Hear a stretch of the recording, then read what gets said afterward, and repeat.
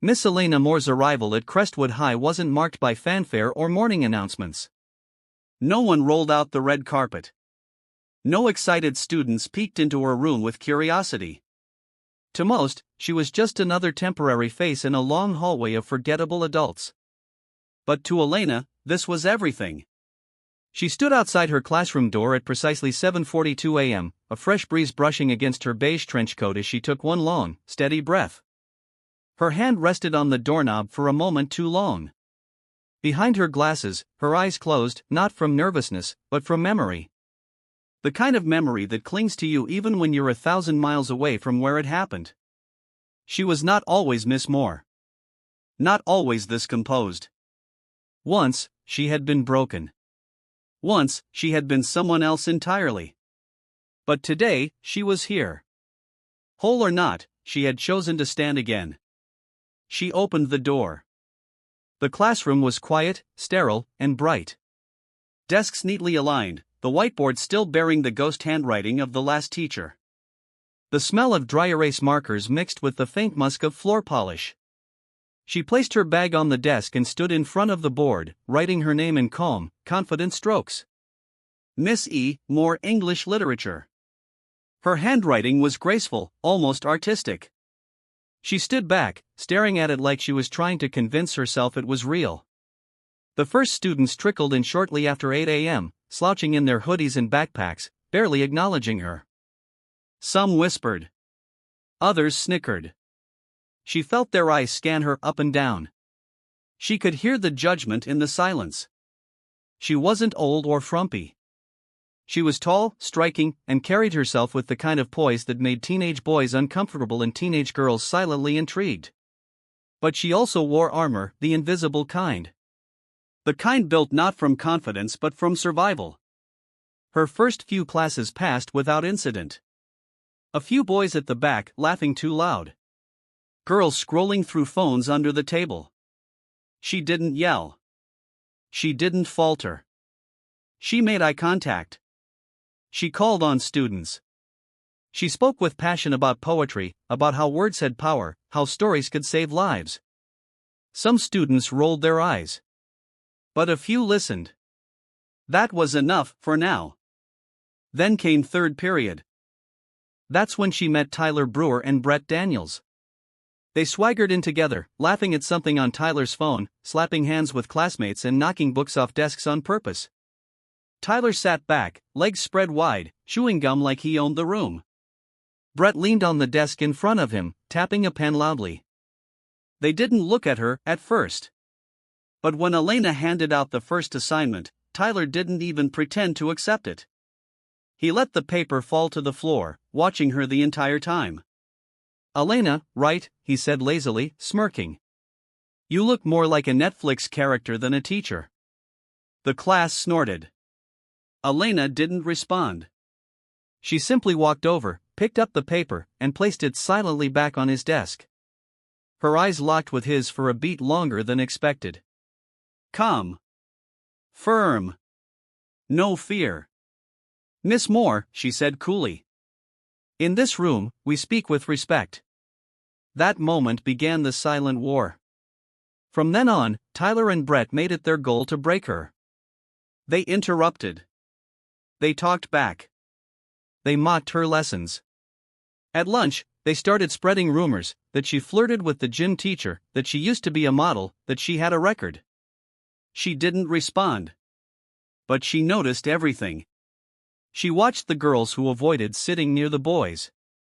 The way some flinched when Tyler passed by. The way Brett stared a second too long at anyone wearing a skirt. Elena took notes. Filed incident reports. Sent warnings. But the system was slow. The walls of the school were lined with policies, but none seemed to protect what really mattered. Still, she stayed calm. Not because she was unaffected, but because she'd learned that real strength was silent first. Because long ago, in a house she no longer spoke of, she had been pushed downstairs, called names, locked in bathrooms, and told she was nothing. And every time she'd cried, her abuser had smiled. So now, she didn't cry. Not in front of anyone. Because she wasn't that woman anymore. This classroom was her new life. And she would not let two arrogant boys take that from her. What no one knew, what they certainly didn't know, was that Elena Moore had a history far deeper than English degrees and teaching credentials. She had spent the last 2 years recovering from trauma that nearly ended her life. She had spent every evening in a quiet dojo learning to fight back. Not because she wanted to hurt anyone, but because she had promised herself that never again would her body be a prison. Never again would she be cornered. Never again would she be helpless. Crestwood High had no idea what kind of fire had just walked through its doors. And by the end of next week, they'd learn. It was a Friday afternoon when the line was finally crossed. Elena's week had been long, each day stacked with whispers, veiled threats, mocking laughter, and the same exhausting power games from Brett and Tyler. She had tolerated it all with quiet resistance, making sure she didn't react the way they wanted, never giving them the fuel of public anger or defeat. But inside, it wore on her. She had reported them twice. But the vice principal only sighed and said, "Boys will be boys." Detention was handed out once but not enforced. A weak system cushioned by fear and favoritism. The administration feared losing its golden athletes. After all, Tyler's father was a donor. Brett's uncle sat on the school board. It wasn't just about discipline. It was about politics. But no one gets away with cruelty forever. That Friday, the halls of Crestwood buzzed with weekend energy. Lockers slammed, sneakers squeaked, and students shouted across corridors about parties and football games. Elena had stayed behind in her classroom to grade papers and had just stepped out with a stack of folders tucked in her arms. She walked past the science wing, cutting through the central hallway toward the faculty lounge. That's when she heard it, Tyler's voice, low and mocking. "Hey, Miss Netflix. Looking good today." She didn't stop walking. Her heels clicked rhythmically, precise and steady, her jaw tight. Behind her, footsteps quickened. And then it happened. In one bold, disgusting, arrogant motion, Tyler reached out in front of half the hallway and slapped her behind. Hard. Loud. Violent. The sound cracked through the hallway like a gunshot. Gasps. Giggling. A scream of "no way" from a nearby student. Phones were already out. Dozens of eyes on her. Some frozen. Some filming. Some unsure if it was a prank or something worse. Tyler stood behind her, cocky grin plastered across his smug face. Brett laughed hysterically, egging on the moment like it was some sick joke. To them, it was funny. Power flexed in broad daylight. But Elena froze.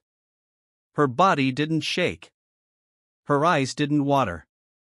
Instead, her hands lowered the folders slowly to the floor. She took off her glasses with the precision of someone who had rehearsed this moment, not with rage, but readiness. She turned around. And in the blink of an eye, she moved. Her heel spun across the tile with lightning grace, her leg rising in a perfectly angled spinning kick, and her boot struck Tyler's chest with a heavy thud right between the ribs. The impact was so forceful, he flew back into the lockers, air knocked from his lungs, foam clattering to the floor, his smirk erased by the pain and shock bursting through his chest. The hallway went dead silent. Time seemed to pause. Brett stepped forward, swearing under his breath. But when his eyes met Elena's, he stopped cold. Because what he saw wasn't rage or panic. It was control. It was unshaken authority. It was someone who had nothing to fear anymore. Her voice didn't rise when she spoke. "Touch me again," she said, loud enough for everyone to hear, "and I'll do more than knock the wind out of you." Security was called within minutes. Teachers rushed in. Students scattered, many in disbelief, a few in silent awe. Tyler was helped up, coughing and groaning.